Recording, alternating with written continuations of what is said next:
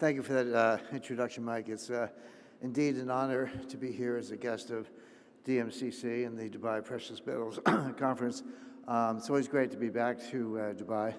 I've been here many times. I tell people my first visit to Dubai was 1981, and at the time there were just a couple of rows of sort of two-story buildings along Banias Road.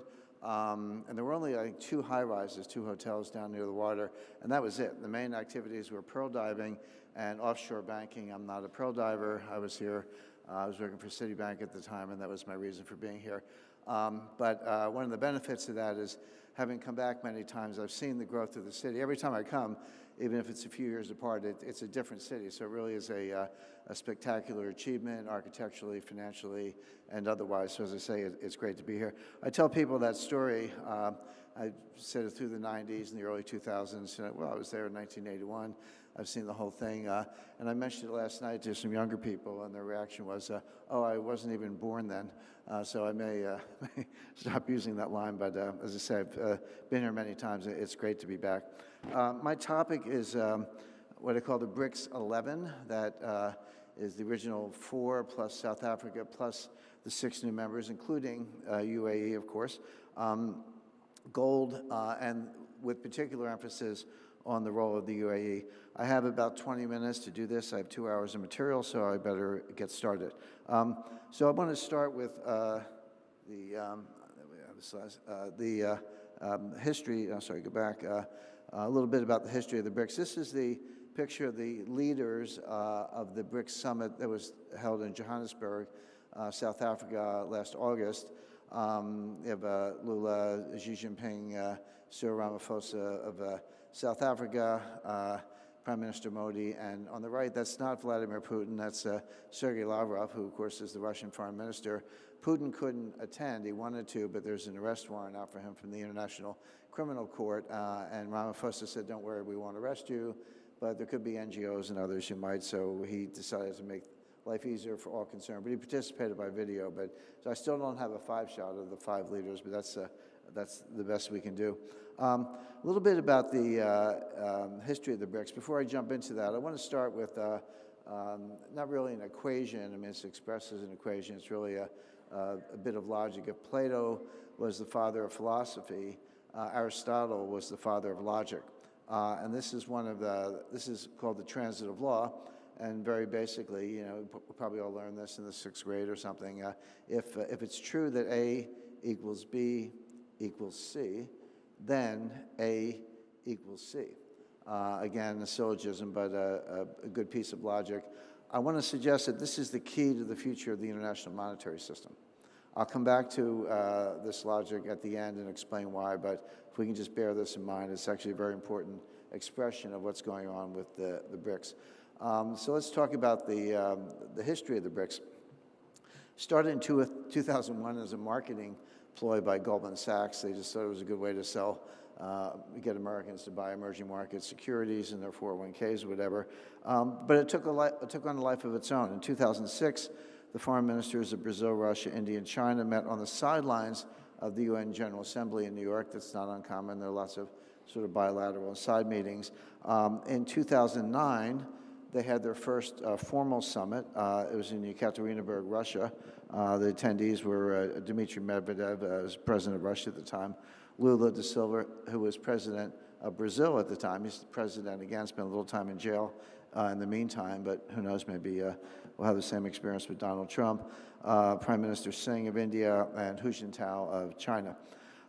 In December 2010, they invited South Africa to join, kind of filling in a piece of the global mosaic. There were no African members, and of course South Africa is the largest economy in Africa, so they joined. So he went from a small s to a capital S, and that became the BRICS. In July 2014, the BRICS started something called the New Development Bank. It's based in Shanghai, $50 billion of initial capital with $50 billion of callable capital, and additional funds are available through bond issues. This is a a pretty exact model of the World Bank. If that structure sounds familiar, this resembles the World Bank. It is a development lender, and the World Bank finances a lot of its operations with borrowed money. It has capital, of course, has a very good credit rating, has no difficulty leveraging its balance sheet. So the new development bank was set up the same way. In 2015, the BRICS created something called the Contingent Reserve Arrangement, the CRA, with $100 billion of capital, and I list the contributions there from the different members. This is intended as a swing lender. Again, this is a copy of the IMF. So if one of the members has a balance of payments difficulties or there's a capital outflow, this contingent reserve arrangement can lend them hard currency or whatever currency they need until they can make some policy adjustments and then kind of get back to normal and end the outflow. Again, notice what the BRICS are doing. They've copied the World Bank, they've copied the IMF. They're duplicating the Bretton Woods structure on their own. A lot of this goes almost unnoticed, but these are very important initiatives. They're also building a fiber optic undersea telecommunications channel so they can bypass channels like SWIFT and other payments channels controlled by the West. So they're building their whole network financially, structurally, and in terms of physical infrastructure. And this has been going on for a long time. It's not as if the BRICS are making some headlines lately, but it's not as if they just woke up last year and said, oh, let's do something significant in the monetary system. They've been working on this for over 15 years. By the way, we focus on the BRICS Leaders Summit, and that's important. They have over 100 meetings per year. They have subgroups on agriculture, climate change, women's rights, athletics, et cetera. So this is a very well-developed organization with as I say, an expert secretariat that continues to grow. So let's look at the latest developments in the BRICS. The big news, and of course this involves UAE and Dubai, is they added 6 members at the summit in South Africa in August. I think the formal accession process will take place January 1st, but 6 new countries. They're Argentina, Egypt, Iran, Saudi Arabia, UAE, and Ethiopia. So I'm now calling it the BRICS 11. They haven't called themselves that. I mean, we have the G20 and the G7, et cetera. So the BRICS 11 seems like a good working title, particularly because they have a waiting list of 18 nations wanting to join. And I've listed them all here. I don't have to go through the whole list, but kind of highlight Bahrain, Mexico, Nigeria, a huge country, 90 million people, et cetera. Turkey, again, another very important economy. Venezuela, a big oil producer. So the waiting list could take the membership up to 25 to 30, not all at once, but in a period of years in the relatively near future. The importance of this group, so the expanded group, now here I'm talking about the BRICS 11, not the waiting list, but just the BRICS 11, including UAE. It has 6 of the 10 largest oil producers in the world: Russia, Saudi Arabia, Brazil, China, Iran, and UAE. It has 4 of the 7 largest countries in terms of landmass, 30% of the Earth's dry surface, 50% of world grain production, 15% of the world's gold reserves. And I think it's important to realize that BRICS 11 is possibly the new OPEC. We all know that Russia was never a member of OPEC. Saudi Arabia and Russia obviously cooperated on oil pricing, but Russia was never a member. But here we have a new group, the BRICS 11, that includes Russia, Saudi Arabia, UAE, and Iran and Brazil, all of which are major oil producers. So it may be that over time, BRICS becomes the meeting place, if you will, for oil pricing rather than OPEC. We'll see. And of course, China, India, Brazil, Russia, and Saudi Arabia have a combined GDP of $29 trillion. That's 28% of global GDP. If you use something called purchasing power parity, it's a different way to measure output. Instead of using nominal, you say, well, how much is the money actually worth in your country in terms of what it can buy?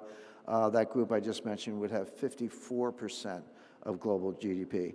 And China and Russia have 2 of the 3 largest nuclear arsenals in the world, and Russia is the single largest. I mentioned all these things, I think they're important in themselves. Americans tend to, they're not very good at geography or history, but they tend to hear about a group like this and say, oh, they're developing economies, emerging economies, who cares, no big deal. This is a very, very big deal.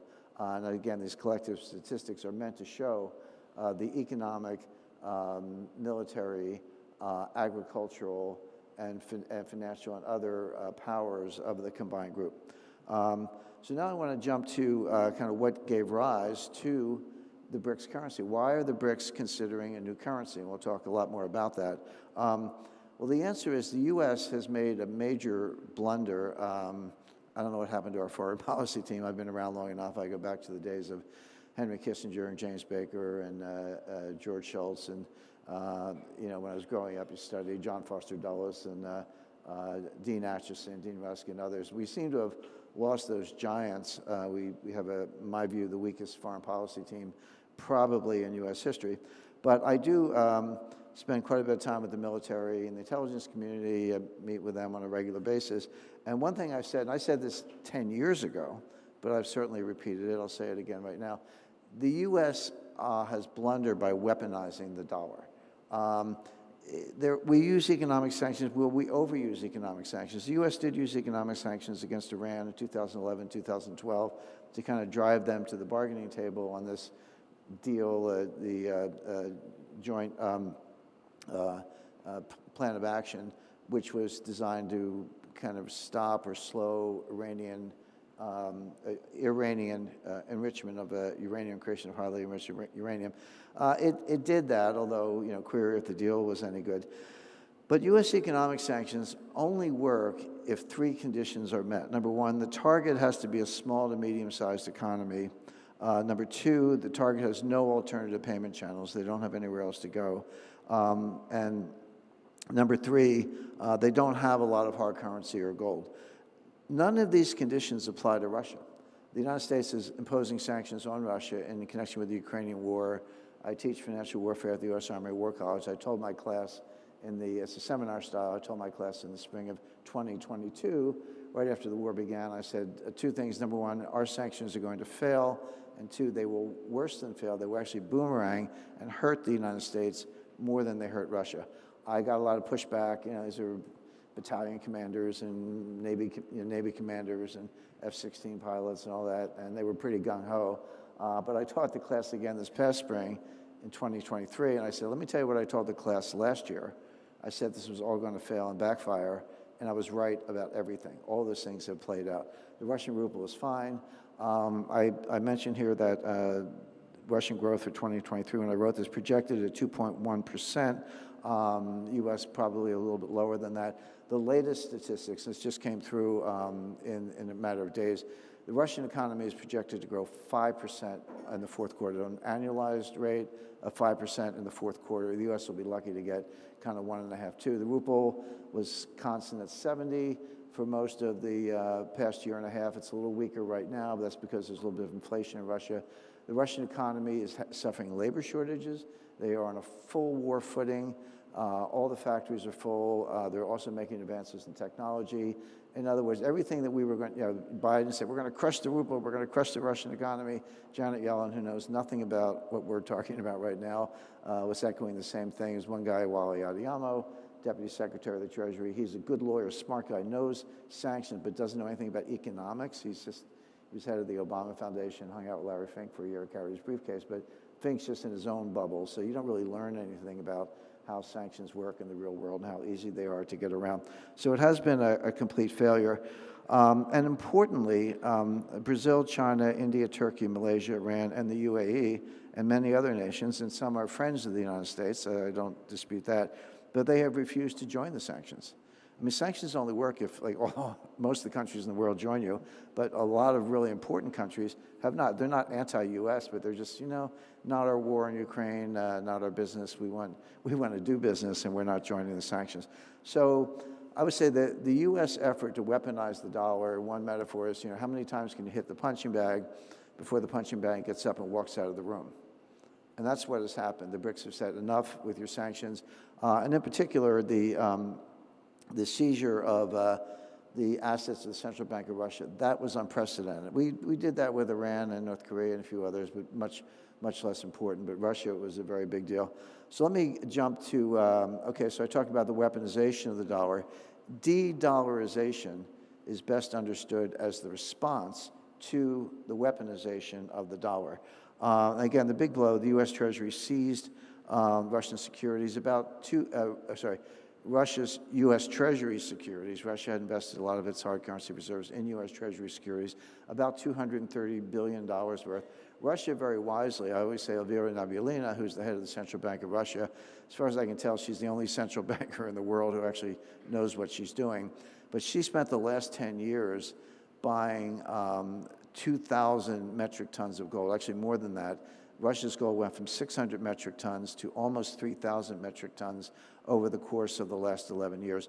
It's up to 25% of Russia's total reserves are in gold. This is physical gold in Russia, not digital. You can't freeze it. You can't seize it. The United States can't do anything about it.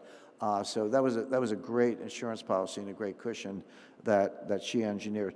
But the one thing that most troubles me right now, we have technically frozen those Russian assets, the securities. They're all in digital form. I would say that the dollar is the best cryptocurrency in the world. It's all digital. The Treasury and the Fed keep the ledger. The Russians can't do it. But we haven't actually converted it. We haven't said we're seizing it. We've said we froze it.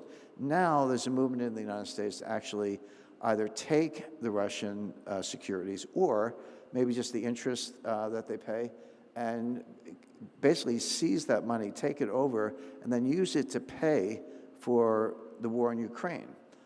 People think it's a very clever idea. This will do more damage to global confidence in the dollar than anything else I can imagine. More than inflation, more than money printing, and all the things people talk about. If you do that, first of all, you're defaulting on U.S. Treasury securities. Russia earned the money, they bought them, we took them, and now we're going to convert them to our own use. That's a default. I don't care what you call it. And it may be a selective default, but it's still a default. If you're Saudi Arabia or perhaps UAE or China or any other country, you're looking at this, you're saying, hey, what if the U.S. wakes up and decides they don't like what I'm doing? They don't like my policy. They don't like my approach to a certain situation, whatever it may be. What if they do it to me? Well, if you do it to Russia, it's a pretty powerful country, 12th largest economy in the world, largest nuclear arsenal. Who wouldn't they do it to? And the answer is no one. So at that point, you're driven to get out of the dollar. It's not that you hate the dollar, you absolutely don't want dollars, but for your own preservation, you have to move to other asset classes. And of course, are you really better off with the euro? Probably not, because the euro is a little bit of a lackey to the United States. So what you really want, you may want your own currency in the end, and that's what the BRICS currency is about, but in the short run, you'll want gold, physical gold, because they can't take it. Now, there are de-dollarization talks underway, China, Malaysia, Dubai, China, Saudi Arabia, China, China, Brazil, India, Russia, et cetera.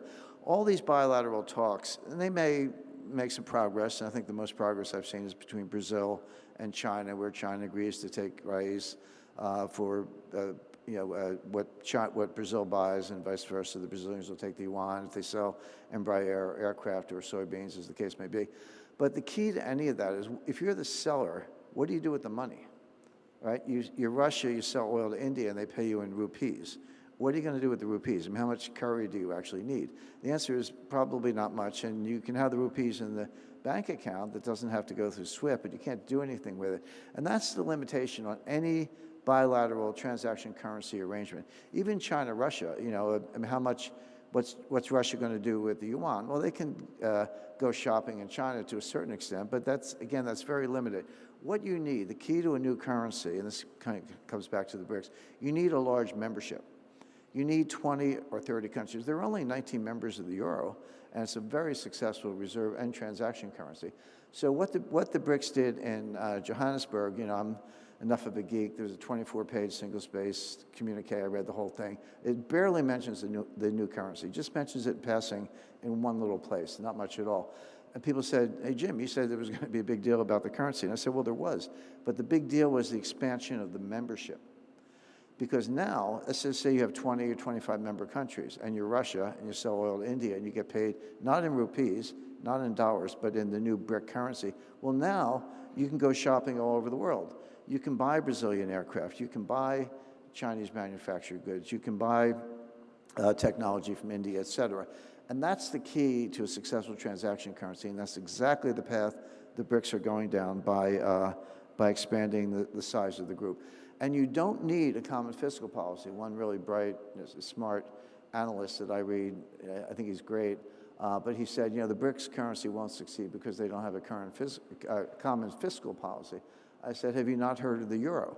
Does anyone think that the Italian fiscal policy is the same as the Netherlands fiscal policy? They're not even close. You don't need that. You do need a central bank. You do need some issuer who will have a common monetary policy, but that is the whole idea. So this brings us to the BRICS 11 currency union. How will this actually work? Well, the first thing, and probably the most important thing, is that a single BRIC, I'm calling it a BRIC, I don't know what they're going to call it, John Maynard Keynes called it the Bancor. He had the same idea in 1944, by the way. One unit will be worth a weight of gold, and that's the key thing. Not an amount in dollars. There won't be a BRIC dollar exchange rate. It'll be a weight of gold, and it could be an ounce, could be a kilo, I'm not sure. It doesn't matter. The math is the same, and the dynamics are the same. And now you have this new currency. It's defined as a weight of gold. It's called whatever they want to call it. But that's the key, is the weight. There'll be a multilateral central bank issuer, possibly the CRA that I mentioned earlier. It could be a new entity. Holders of local currency can exchange those for BRICS, up to a certain level. But the key is that transitive, the equation, that transitive law I showed you earlier, and I'll come back to that in a second. And this new BRIC currency will be a valid medium for exports, imports, settlement of trade balances, et cetera. Reserve currency status will take longer. A lot of people they're either not familiar or don't make the distinction between a transaction currency and a reserve currency. It could be the same currency, but they're two entirely different functions. Reserve currency is much more difficult. That can wait for the future, but transaction currency, when we were kids, we traded with baseball cards and bottle caps. The BRICS currency will do just fine. Now, there's a lot of misunderstanding about this. I'm going to spend a minute on what the BRICS currency is not, because you hear this quite a bit. There's not going to be a petro yuan. The oil is not going to be priced in yuan, maybe on a small scale on a bilateral basis, but that's not coming. There's no petro ruble. Those currencies don't have wide acceptance.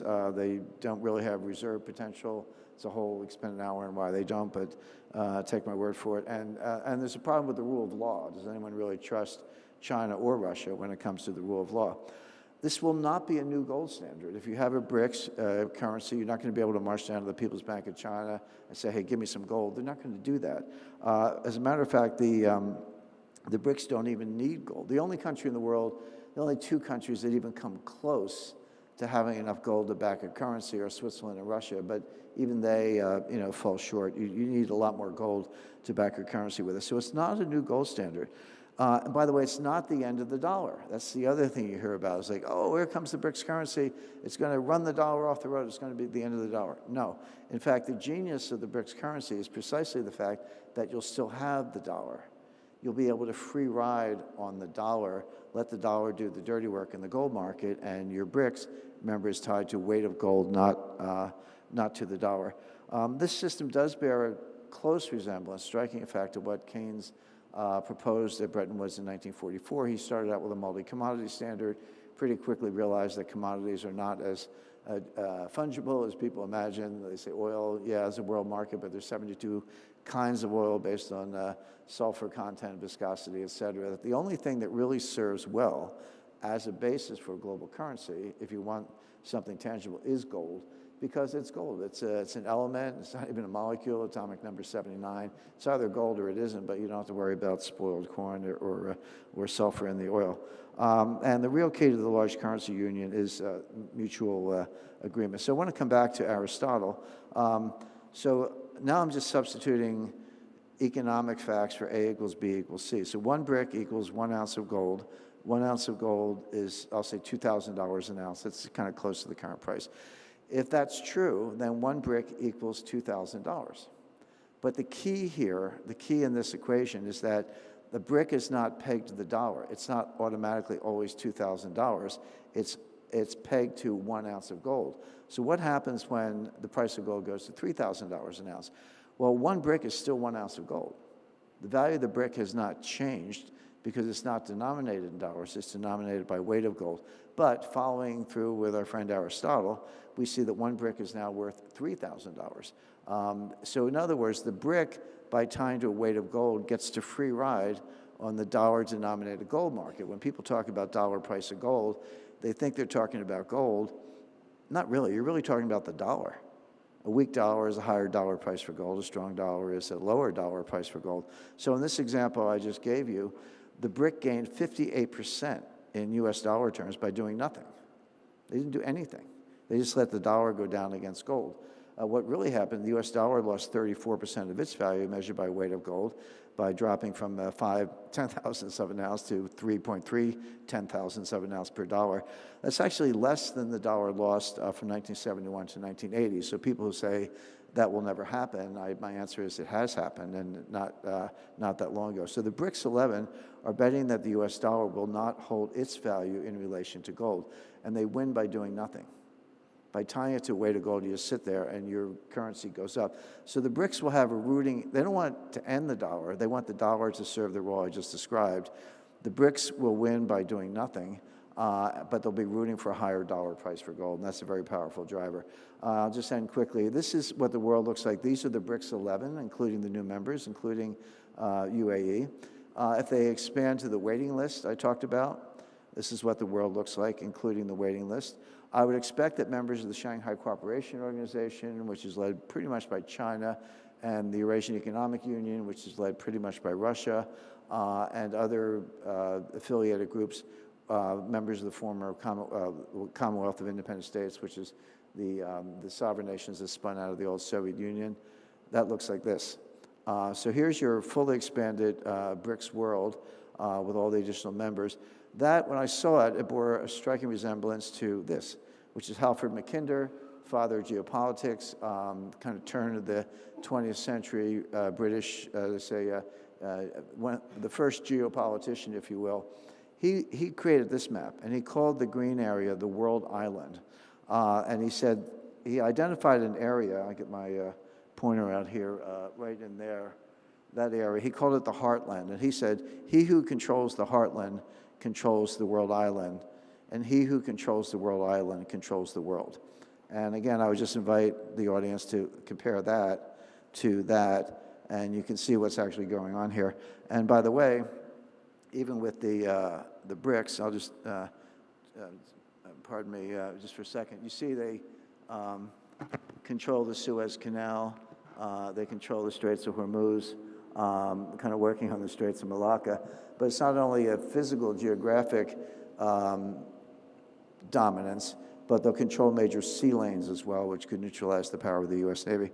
So that's the presentation, and I thank you very much.